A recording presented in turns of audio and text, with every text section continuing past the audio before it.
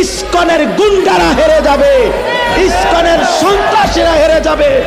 ইসকনের জমিন না এটা, এটা ইমানদারের জমিন, এটা মুসলমানের জমিন, এটা কালেমার জমিন, এটা হকের জমিন।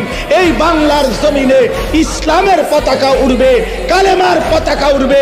এই ভারতীয় আধ্যাত্মবাদের, ভারতীয় এই পৌত্তলিকদের কোন ষড়যন্ত্র বাংলাদেশের জমিনে বাস্তবায়ন হবে না। যুবক দাঁড়ায় চিৎকার করে বলো ইনশাআল্লাহ।